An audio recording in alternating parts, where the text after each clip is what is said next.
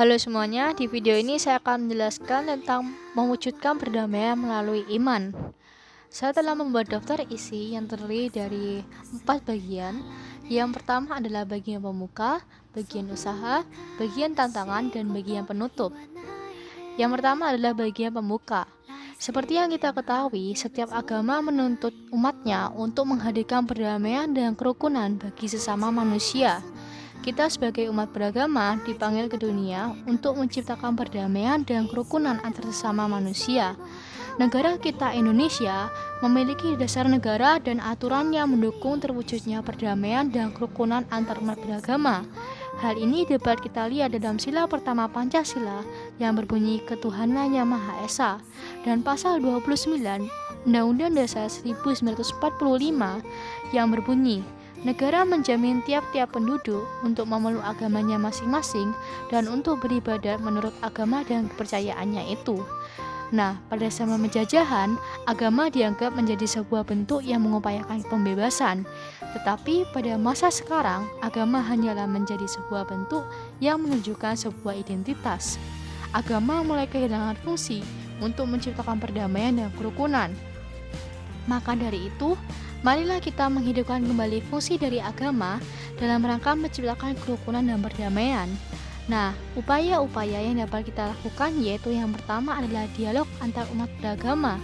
Dialog antar umat beragama adalah dialog teologis yang berdasar pada imannya masing-masing.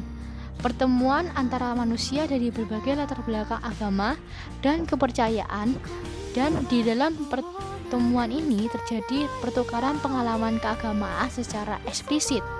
Nah, maksud dari dialog antar umat beragama ini adalah untuk menciptakan sikap toleransi dan saling menerima antara para pemeluk agama yang berbeda-beda, serta membentuk kehidupan yang harmonis di mana setiap umat saling bekerja sama untuk mendatangkan kesejahteraan. Nah, dialog agama ini dapat dilakukan baik melalui perkataan ataupun melalui tindakan.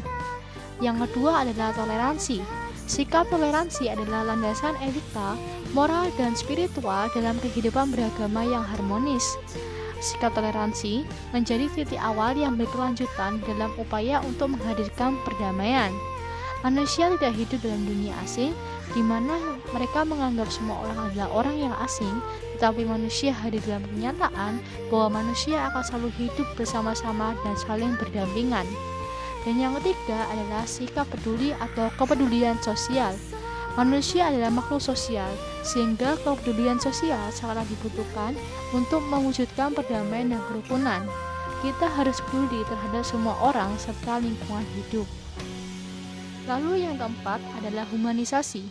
Menegakkan humanisasi. Manusia diciptakan menurut gambar dan rupa Allah. Humanisme memberikan pesan baru terhadap agama, yaitu untuk berdialog bukan lagi berdasarkan dogmatis belaka, tetapi berdialog secara etis. Hakikat manusia adalah untuk memanusiakan sesamanya manusia dengan memberikan ruang gerak untuk hak dan kewajibannya sebagai manusia. Lalu yang terakhir adalah sikap inklusif. Sikap inklusif adalah sikap terbuka terhadap golongan atau agama lain di luar dirinya. Semua agama tidak mengajarkannya umatnya untuk hidup terasing, namun untuk hidup bersama-sama. Lalu, dalam melakukan upaya-upaya tersebut, pasti terdapat tantangan atau hambatan yang akan datang. Nah, hambatan atau tantangan tersebut yang pertama adalah radikalisme. Radikalisme agama. Leo de Lefebvre menyatakan bahwa radikalisme adalah tindak kekerasan yang dibungkus dengan pakaian religius berulang kali, mempesona agama dan kebudayaan, memikat masyarakat sopan yang tidak terhitung jumlahnya dari petani, buta huruf sampai imam-imam, para pengkhotbah dan profesor yang terpelajar masuk dalam tarian yang menghancurkan.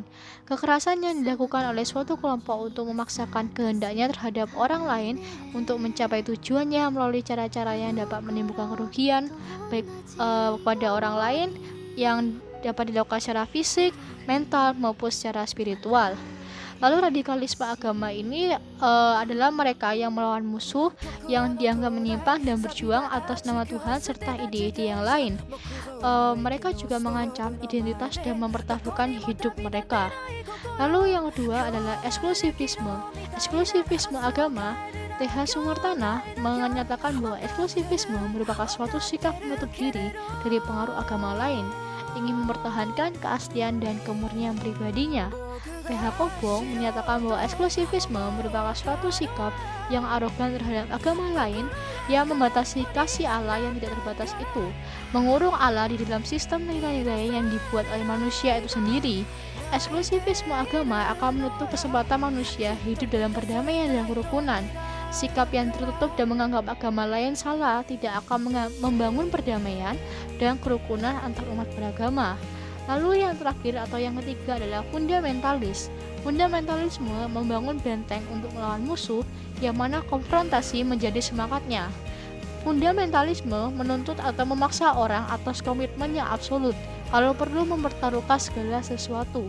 Fundamentalisme menyebabkan terjadinya benturan dan memusnahkan kerukunan antar umat beragama. Lalu setelah saya menyampaikan semua tadi, saya ingin menyampaikan bagian penutup. Dikarenakan saya telah menyampaikan bahwa kita harus mengembangkan sikap toleransi dan terbuka demi terwujudnya suatu perdamaian dan kerukunan antar umat beragama, maka kita harus menerapkan ketiga quotes atau ketiga pesan yang disampaikan oleh para pahlawan kita. Yang pertama yaitu Albert Einstein yang menyatakan bahwa the world will not be destroyed by those who do evil, but by those who watch them without doing anything. Yang artinya bahwa janganlah kita diam dan melihat saja, kita juga harus bertindak dan berusaha untuk menyelamatkan dunia. Dan juga Joko Widodo, presiden kita saat ini, menyatakan bahwa tanpa perdamaian tidak akan ada kesejahteraan, dan tanpa kesejahteraan perdamaian tidak akan lestari. Lalu Bunda Teresa juga mengingatkan kepada kita untuk selalu tersenyum untuk memulai suatu perdamaian.